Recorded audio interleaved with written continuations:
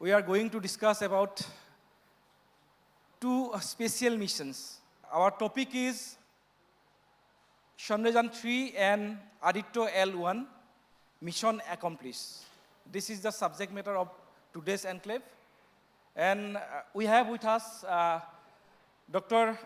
Sreejith P. Now he is working as a professor in Manipal Academy of Higher Education. Welcome to this show, Dr. Sreejith P. Then we have Dr. Aishawnnya Sharma. Aishawnnya Sharma আমাৰ যোৰহাটৰ বাহনা মহাবিদ্যালয়ৰ তেখেত এগৰাকী অধ্যাপিকা। মই কম তেখেতসকলৰ বিষয়ে কম যে তেখেতসকলক কিয় আজি ইয়ালৈ মাতিছোঁ আমি কম অলপ পিছত কৈ আছোঁ। তাৰ পিছত আছে ডক্টৰ সৰগ শইকীয়া।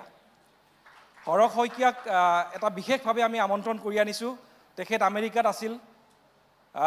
আমি সকলোৱে জানো যে চন্দ্ৰত যিসকলে ভৰি থৈছিলে নীল আৰ্মষ্ট্ৰং আৰু বাজ এলড্ৰিন, আৰু এই যিগৰাকী বাজ এলড্ৰিন আছিলে তেখেতৰ সৈতে কাম কৰাৰ অভিজ্ঞতা আছে সৰগ শইকীয়াৰ।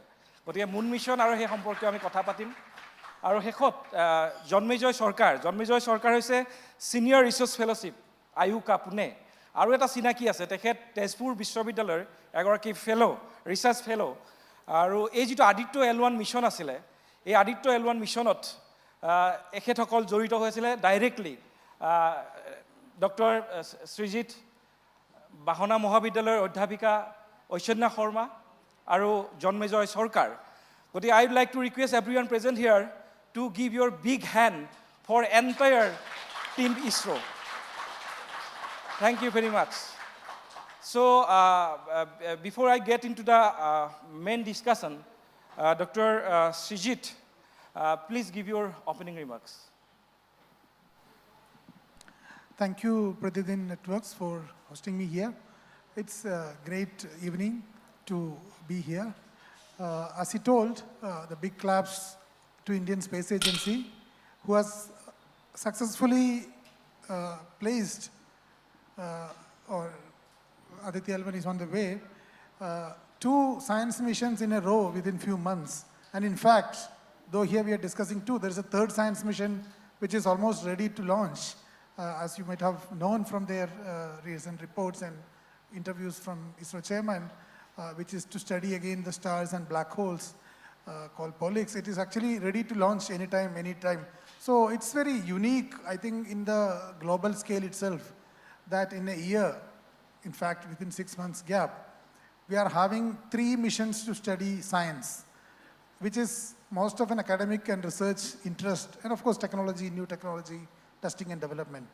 So I think it's very unique that a country like India is becoming a major global player in the field of science and technology, achieving very unique technological gains, which in fact very few countries in the world can boast of. And especially, that is one part. The second part is, it's also very interesting being an academic person myself and a researcher. It's very happy to see that the government and the Indian Space Agency is giving so much focus to the science research, spending a lot of money in such missions which will generate a lot of enthusiasm among the young people, the young students who are in universities, colleges, and who will come to the field of science and technology research, R&D, development. And the real fruits of this, whatever we are celebrating now, might come after maybe 10 years, 15 years, when the current students who are in colleges, schools, universities start producing or doing research and start producing new results. So this investment which we see now, and there could be questions that where are the output of that? The fact of the matter is, any investment in science and technology, you will see the output after generational shift, maybe after 10 years, 15 years. And you will see that after 15 years, the community in India would have been really grown in these fields. And it's sort of exponential growth, as you see. This will contribute to further more people coming into the field. That will lead to further research. So it's like, once the growth curve starts, it will keep on growing. So it's very, very happy and interesting, and I'm very thankful to the Indian Space Agency for this this supports. Dr. Aishawnnya Sharma, your opening remarks. Hello. Thank you, Protein Times.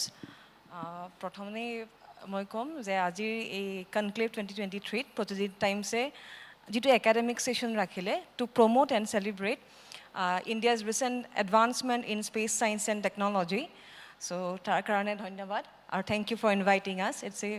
It's our pleasure being here. আৰু এই ক্ষেত্ৰত ক'ম আমি recently back to back Sreejithe কোৱাৰ ধৰণে দেখিলোঁ Chandrayaan-3 যিটো soft landing কৰিলে for the first time for the India. It has become the first nation for soft landing in the south pole of moon.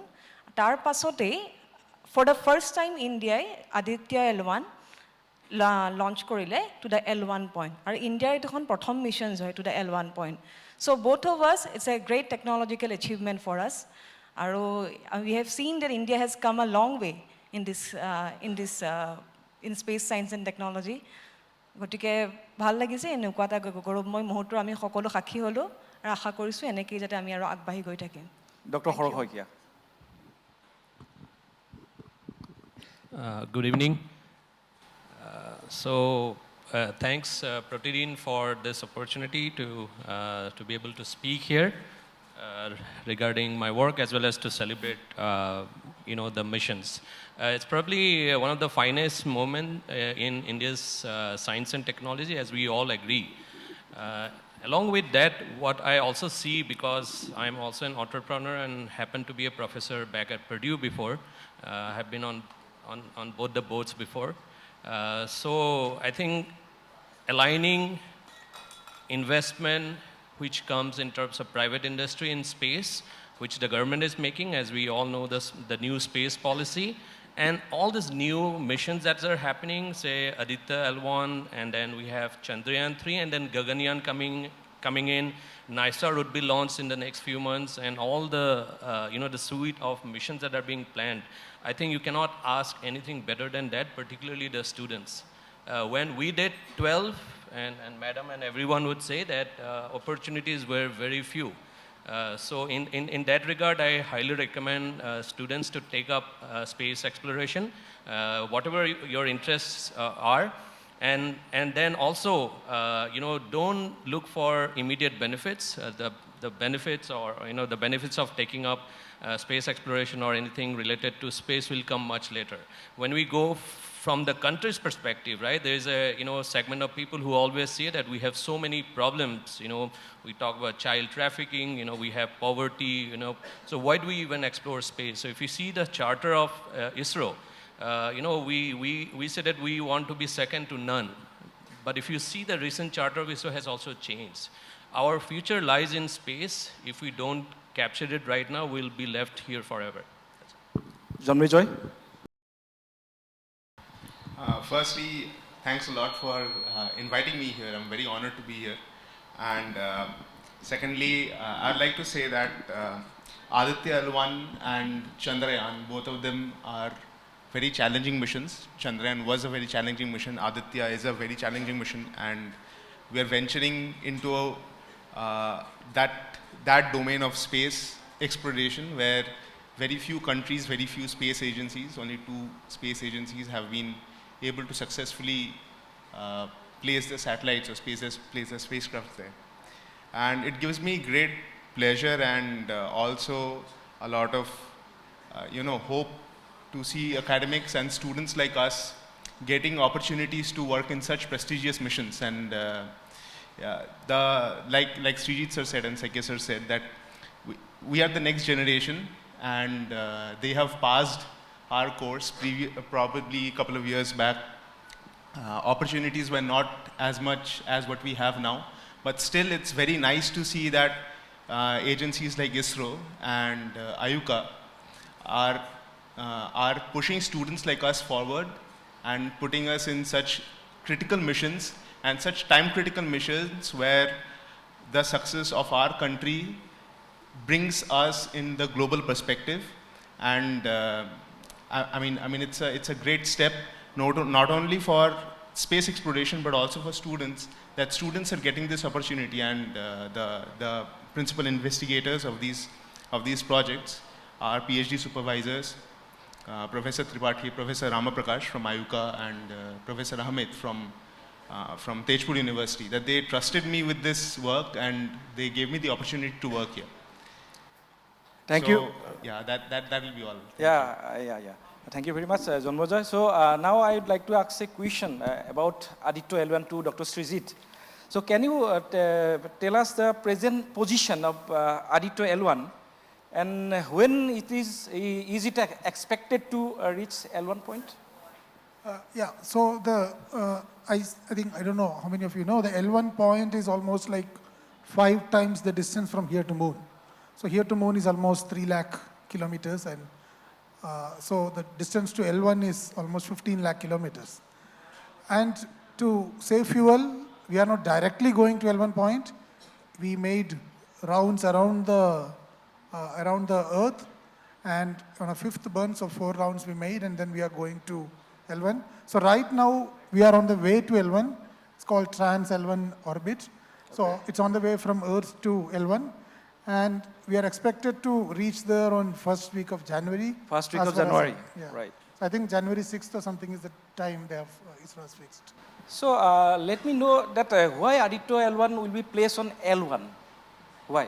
What's the reason behind that? Yeah, you. Okay, so there are multiple reasons. One is L1 is a point between Sun and Earth. And as I told you, it is 15 lakh kilometers away from Earth. So if you place this, there's a speciality that, as you know, there is gravitation.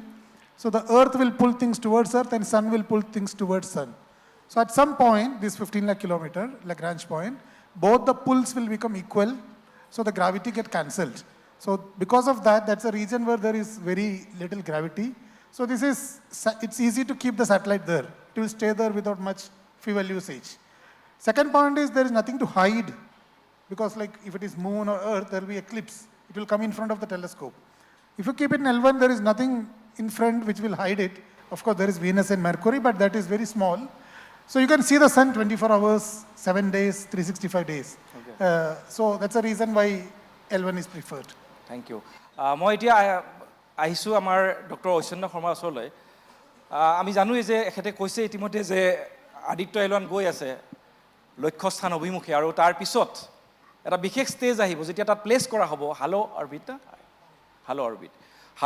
নামৰ এটা orbit থাকিব, আৰু সেই অৰবিটটো যেতিয়া Aditya L-1ক place কৰা হ'ব, তাৰ পিছত এটা বিশেষ যন্ত্ৰ অথবা আমি যাক কৈছোঁ পেলোডছ, মই যিখিনি জানিব পাৰিছোঁ যে আদিত্য L-1ৰ সৈতে আছে সৰ্বমুঠ 7টা পেলোডছ, আৰু তাৰে ভিতৰত যিটো চুইট নামৰ পেলোডছ আছে, সেই পেলোডছৰ সৈতে কাম কৰিছিল আমাৰ ডক্টৰ ঐশ্বন্য শৰ্মা, ডক্টৰ শ্ৰীজিত আৰু ডক্টৰ জন্মেজয় চৰকাৰে কাম কৰিছিলে।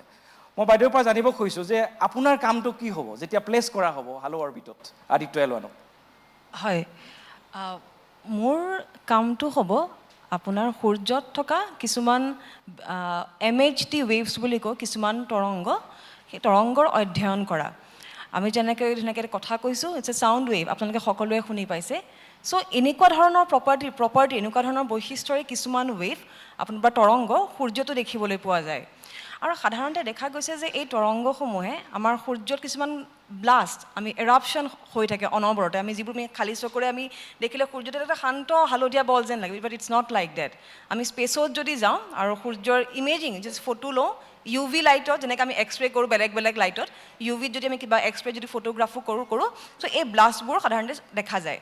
চ' এনিৱে এই ব্লাষ্টবোৰ কণ্টিনিউৱাছলি অলমষ্ট হৈ থাকে, আৰু এই ব্লাষ্টবোৰত খুব শক্তিশালী কিছুমান কণিকা বা ৰেডিয়েশ্যন এমিট হয়, আৰু সিহঁতবোৰ মেক্সিমাম টাইমত আমাৰ পৃথিৱী অভিমুখী হয় না। আজিকালিৰ যিহেতু যুগটো টেকন'লজিৰ যুগ, আমি গোটেইখন আমাৰ ব্ৰডকাষ্টিং হওক, ইণ্টাৰনেট হওক, নেভিগেশ্যন হওক, চববোৰ ৰেডিঅ' কমিউনিকেশ্যনৰ ওপৰত dependent.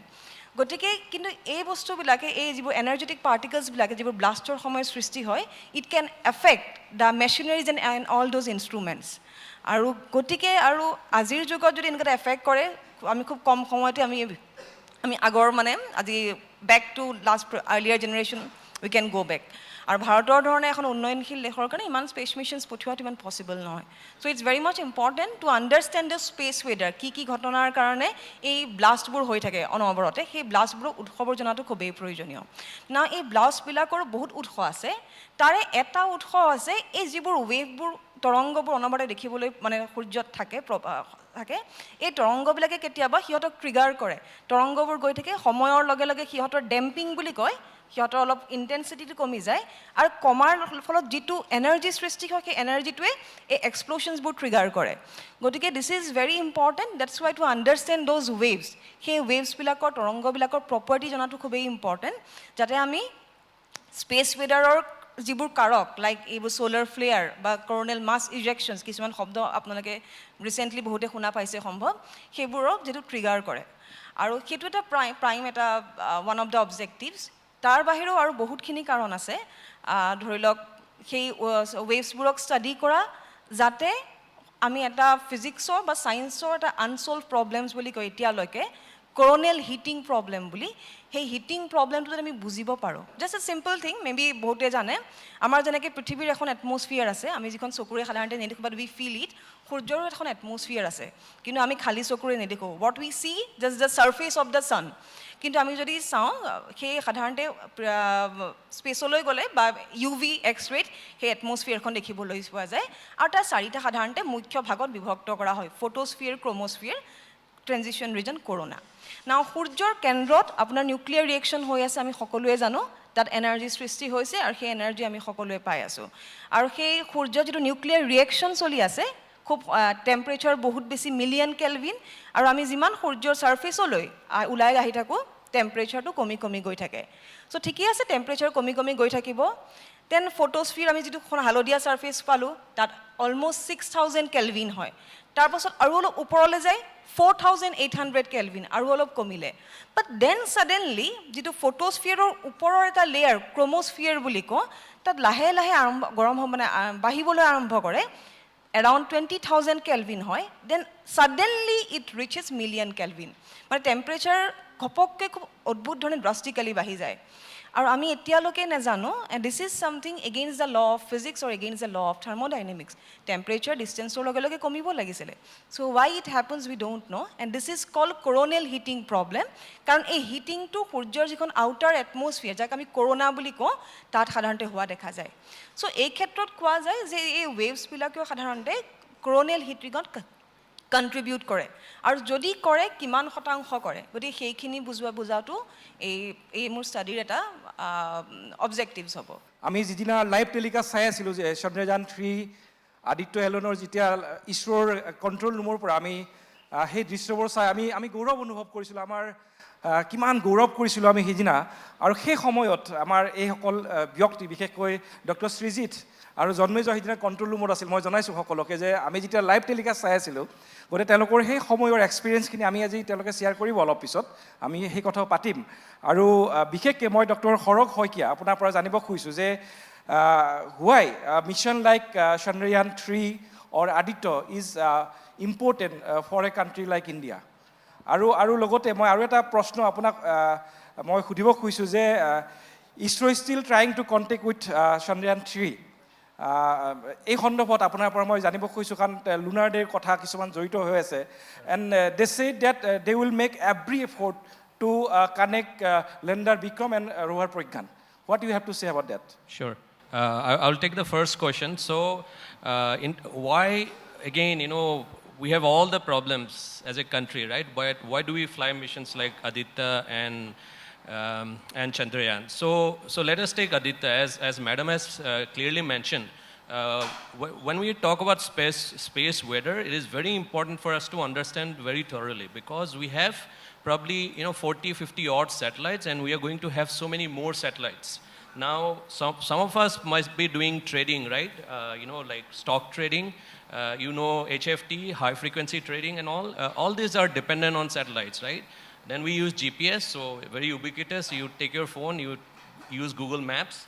So many of this economic activity, these are economic activity. If enemy wants to cripple India, They just need to cripple, for example, our satellites, right? Our country will be in a serious problem, and more so for all the countries. So space would be a new domain. As you know now, India also has a aerospace force. So we have a department, it's both a defense and a civilian, space department, which recently opened. Defense Space Agency is there. I think it is coming up.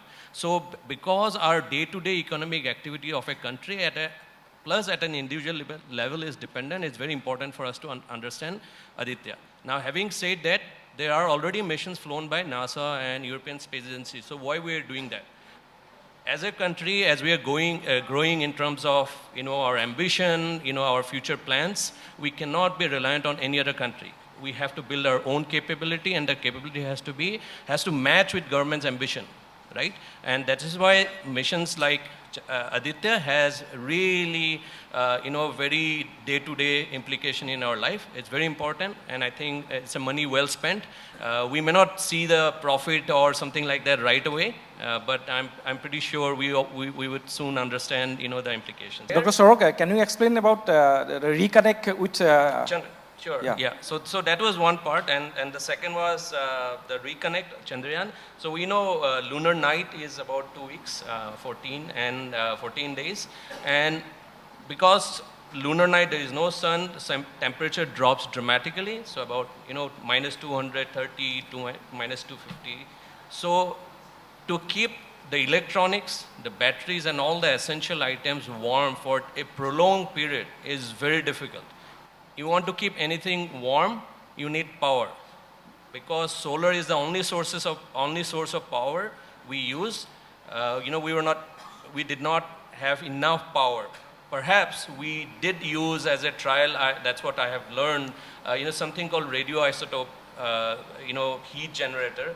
It's not RTG. So these are very small uranium pellets. When it is, and of course it's radiates, so it gives off heat and it keeps the spacecraft warm. So there have been attempts, of course, to revive, the spacecraft, and they have not been successful, but a continuous process is going on. I believe some of our other panel members might know more than me. Now coming to Janmejoy. Aditya L-1 has all total 7 payloads. Can you explain more about these payloads and specially about SUIT?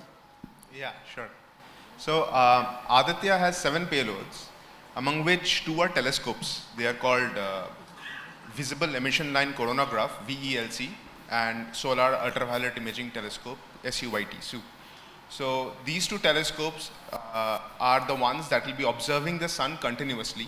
Like Madam spoke about the corona of the sun. That is, if you have seen a photo of a total solar eclipse, then the corona is the white band of light that kind of shines out of the sun when the moon covers the sun. In fact, the name of this novel coronavirus, it came from the corona of the sun, because coronavirus had these spikes on its surface, which makes it look like the corona of the sun.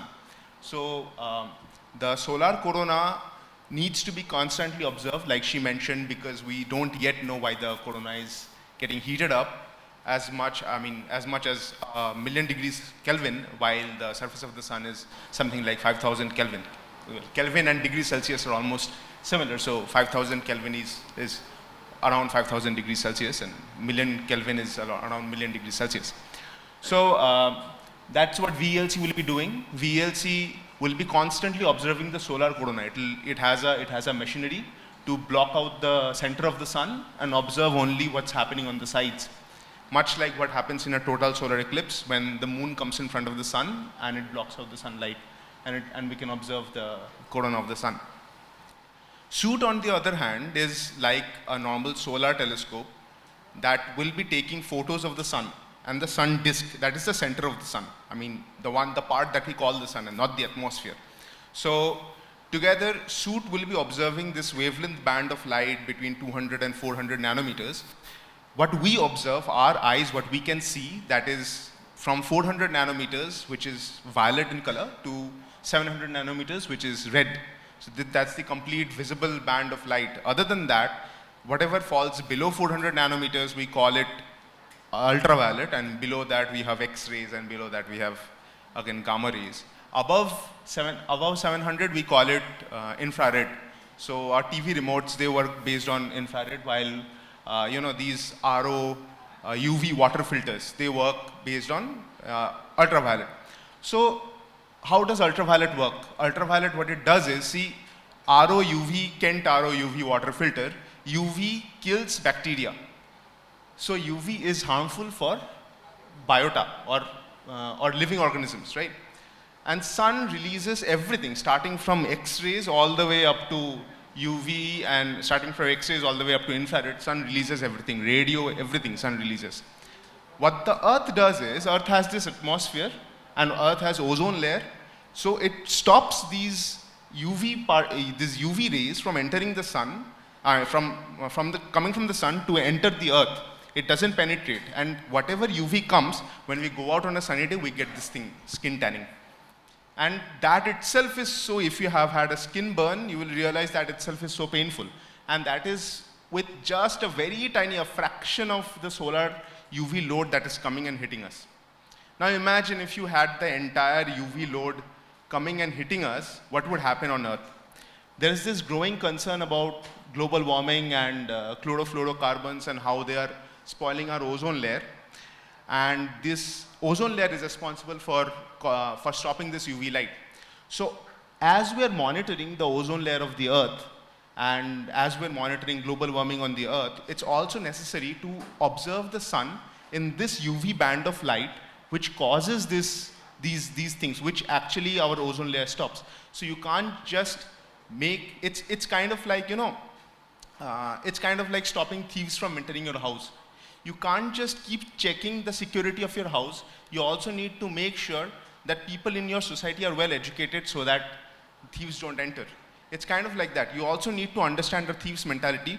It's the same thing that we are doing. We're observing the sun in that wavelength band to see that whatever amount of light that comes from the sun in this wavelength band, if that is affecting our life on Earth or not. That's why SUIT again is very useful. And this wavelength band, there is no other mission on Earth or no other mission in space which is observing this wavelength band continuously. So what SUIT will be doing, since it's at Lagrange 1 point, so there is this common misunderstanding that Lagrange 1 is somewhere between sun and the Earth, so that's the sun and there's the Earth, and Lagrange 1 is somewhere in the middle. I mean, that's probably the photo many people would have seen in Instagram or newspapers. But we are only going 1% closer to the sun. 15 lakh kilometers is, like Sreejith sir said, it's 5 times the distance of the moon. It's very far away. However, the sun is 150 million kilometers away. We're only going 1.5 million kilometers away. That's just 1% closer to the sun. It doesn't make much difference in terms of amount of heat the spacecraft will be facing or whatever, but it's necessary to go there because from there, we can constantly observe the sun without the risk of the satellite falling behind the Earth and getting shadowed by the Earth.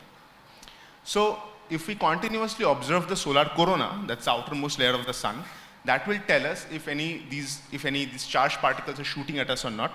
And if we constantly observe the sun in UV, that will tell us if any such harmful UV ray or UV light is coming from the sun, or if the intensity of UV is increasing or decreasing. Because it might not seem to you that the sun's brightness changes very much, because today's sun's brightness almost seems like it's the same tomorrow, almost seems like it's the same 10 years later or 20 years later.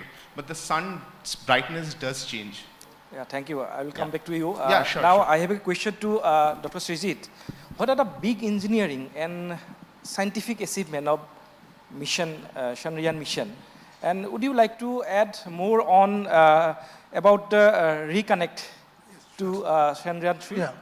Yeah, so I'll just address the second one first. Because Dr. Saikia already told that this is 14 days night and moon. You all will be knowing that the moon, we have 15 days, our calendar is because of that one bright side and one dark side, right? The Amavasya and Paunami, I think all of you will be knowing about that. So the night time in moon, when the sunlight passes over, since there is no atmosphere, since Earth has atmosphere, it manages and oceans, it will control our temperature. Since there is no atmosphere, no oceans there, whenever shadow comes, the temperature falls down a lot. It goes to minus 200 degrees Celsius, almost at, so 0 degrees where ice forms. This goes to almost minus 200 degrees Celsius during night. So over 14 days of night, all the lander and rover would have cooled down to minus 200 range by now. But electronics won't work in that condition. One thing you should remember is all the required test experiments we want to do, we have already done. So the mission is success. This is an additional thing like bonus we are trying. So mission is over. The actual mission, planned mission is completed in first 14 days. We are hoping that after 14 days, again sunrise happens, it will heat the instrument. Once the temperature comes back to 0 degree, after a few days, because sun is daytime for 14 days, during that time, if the temperature, if it heats up the rover and lander, and if the temperature comes back to above 0 degree level, we can switch it on. Actually, there is an automatic command which will switch it on. And it's like a bonus, we can use it for a few more days, maybe another 5-6 days before the night begins again. So we are waiting for that. The day started 2-3 days before.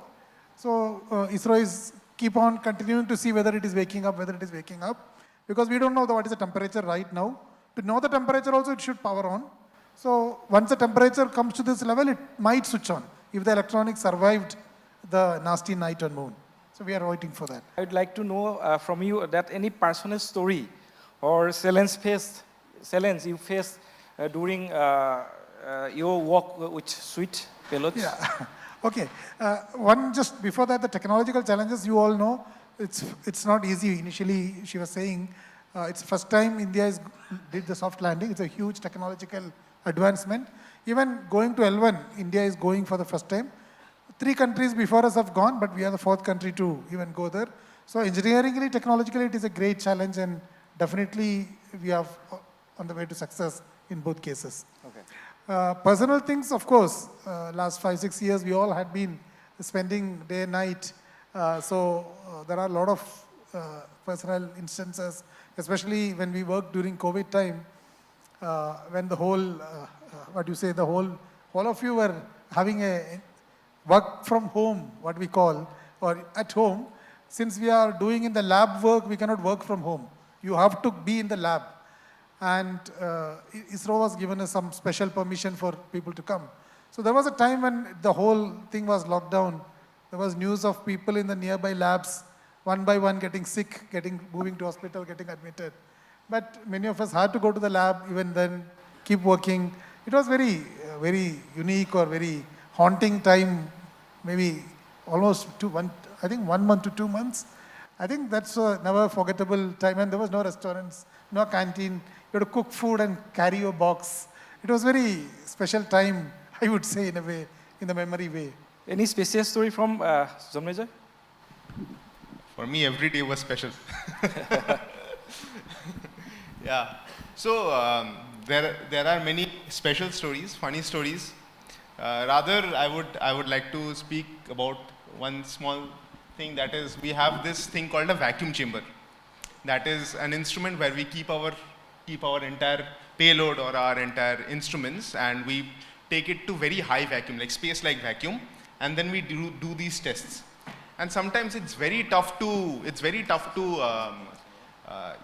takes a lot of time to suck out all the air, because you need to go to one millionth or one millionth of atmospheric pressure. And in such cases, what happens is, if the pressure is low, then things will start to boil. That is, it will evaporate. That's the whole purpose of using vacuum and going to the space. In space also, the same thing happens. If you have any material like water or any oil or anything, when you expose it to vacuum, it will suddenly evaporate even at room temperature. So just imagine if there is a fingerprint inside your vacuum chamber, things will evaporate, and that will come and sit on your electronics, on your camera. Things that are cold inside the thing, it will just condense and can contaminate your payload. And since we are working with UV, we need to be very careful on contamination control. So we would work entirely for hours and hours on end inside a clean room.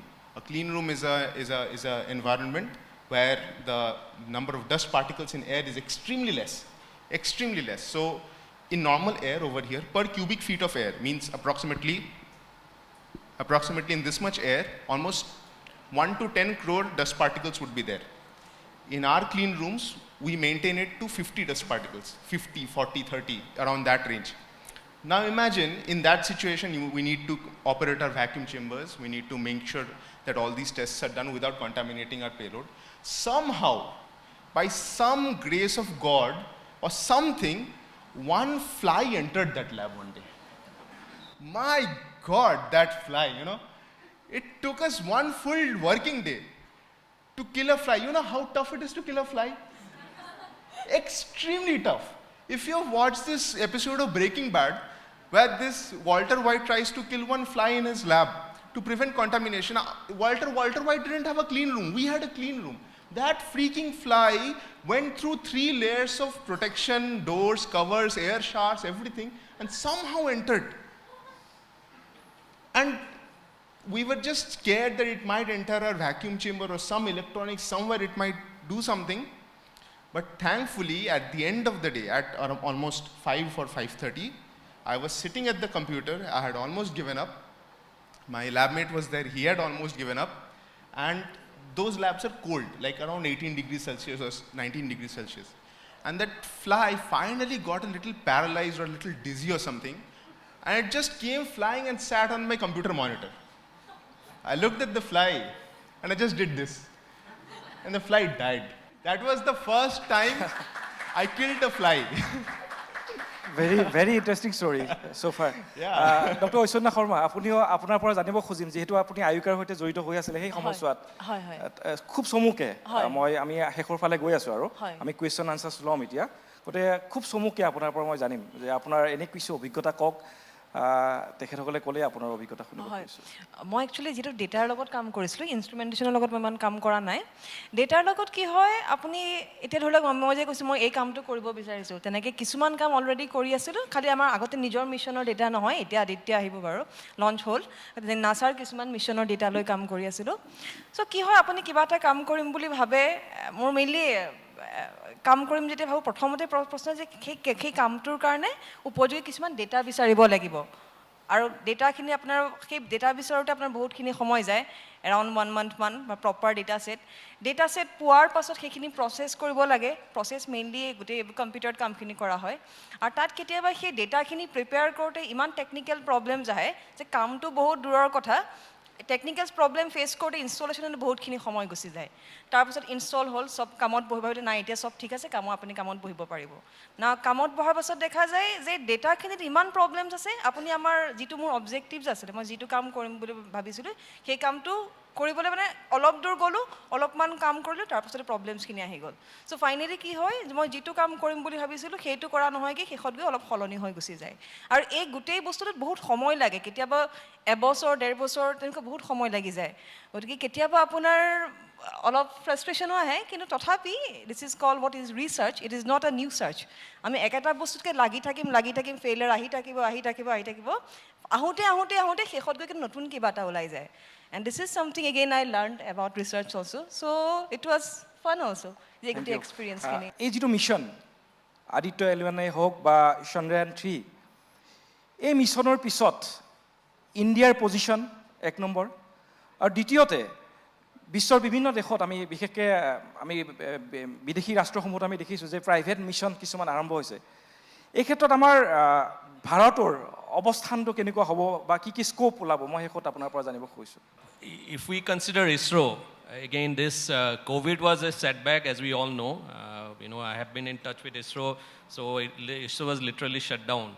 So now this is, again, I would say, as long as I am alive, this is the golden era of, space exploration for India. After Chandrayaan, we do have, I think, the Indo-Japanese LUPEX mission, I think around 2026.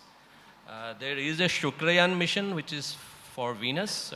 We are part of some discussion because one of the best ways to explore Venus is actually using a balloon because, Venus atmosphere, even though it's sulfuric acid, but if you go to around 60 kilometers, it's very temperate. Atmosphere pressure, 1 bar, temperature could be very near to the Earth's surface. And being a you know, an entrepreneur and having a space company, I've been fortunate to be part of a consortium where we are actually working on a private mission to Venus. It's a So mission. it's a good news for us. I hope it will work out. So it's a mission being led. You can look it up by a professor at MIT in the US. And she's an expert in exosolar planets. So as you know, one of the objective or one of the instrument on the Chandrayaan mission was actually to look at Earth to see how Earth might look like, you know, if it were part of another star, right?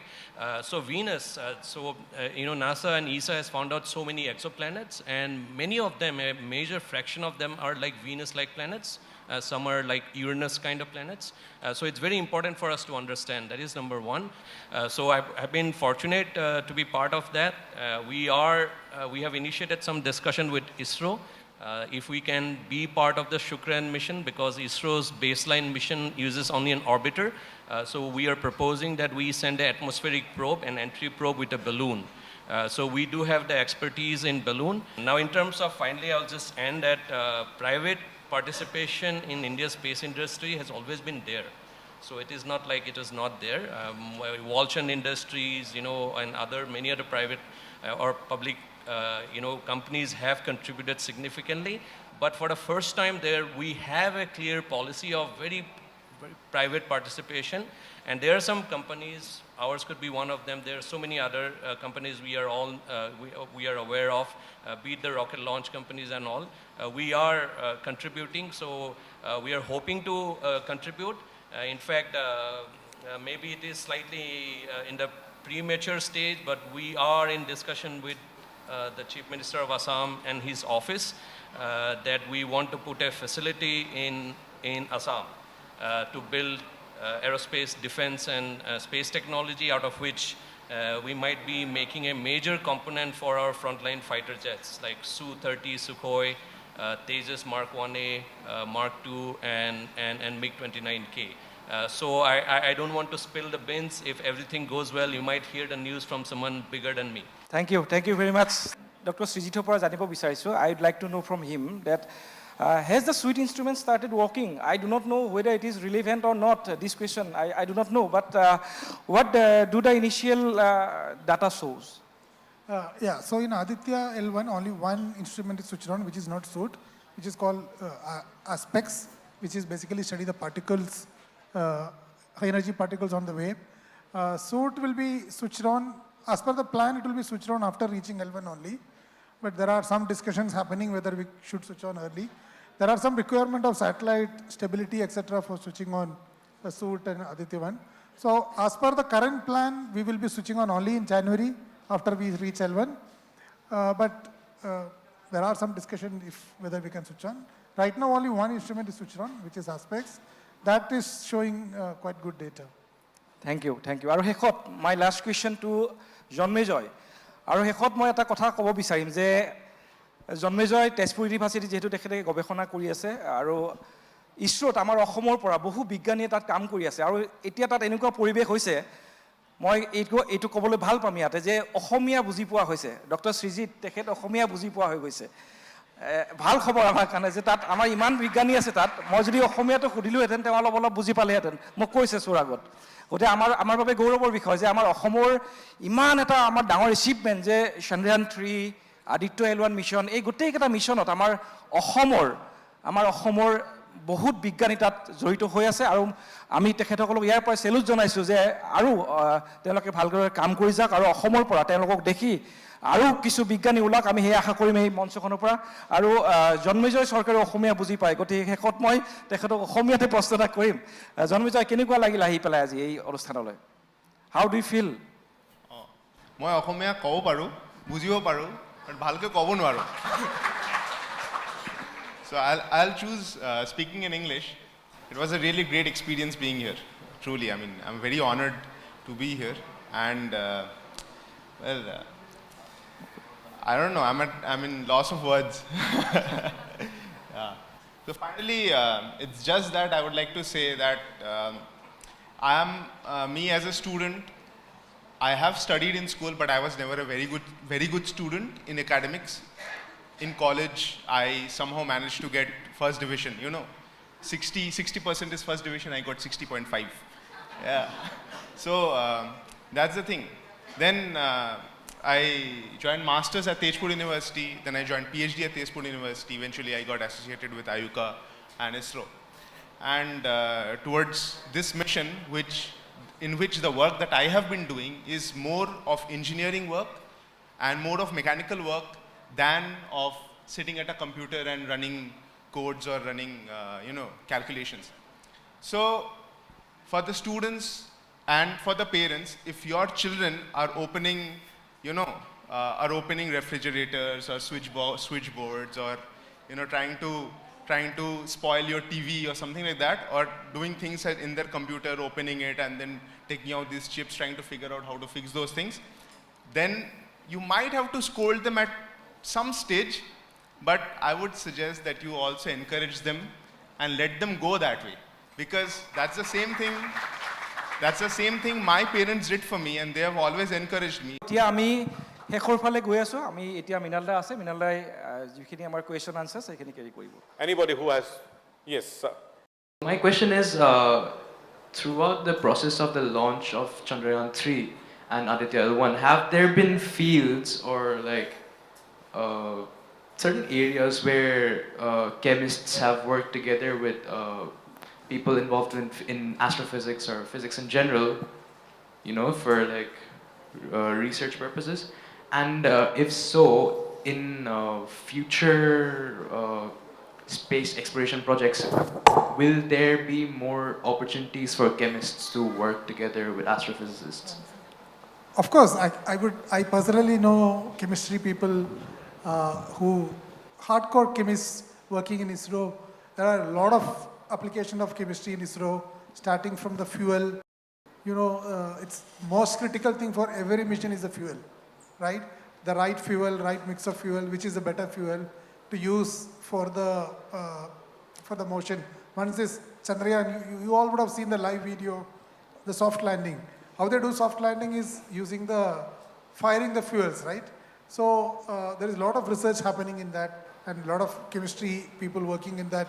Especially there is a full department, there's a center in Valiamala and Mahendragiri called LPSC, Liquid Propulsion System Center, which do a lot of research in these activities.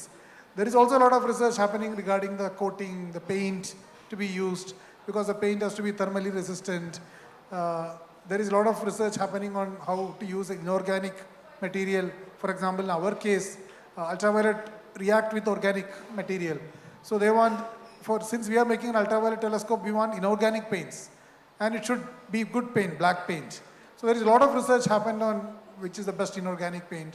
So as a chemistry, I would say, if you are interested in space, there is a lot of applications in developing this instrument.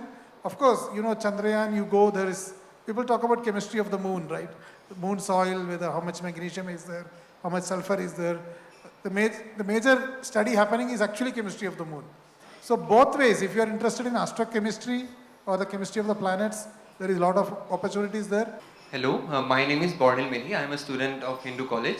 I will take the liberty to ask two short questions. First question is, I am a student of biology. So what avenues are there for a biologist or a biotechnologist to join the space research industry? And the second one is regarding my state, Assam. If you have seen like the rest of the world and rest of India, so what pushes do Assam need to make in order to propel itself as a front-runner state in this field of science and technology? I can connect to you because my favorite subject was biology. I got the least in physics actually in my class 12. I got really well I was good at biology, but I wanted to come from biology to astrophysics, so I studied that part, how to do that. First thing is life support. Like he mentioned about the Gaganyaan mission, there is a lot of scope in life support systems that need to be made for astronauts. There is a lot of scope in food technology that need to be made for astronauts for defense purposes also. And if you want to speak about the higher scale, that is on life support systems in other planets. Studying the atmosphere of exoplanets or studying the atmosphere of other moons of Jupiter and Saturn to see if they support life or not.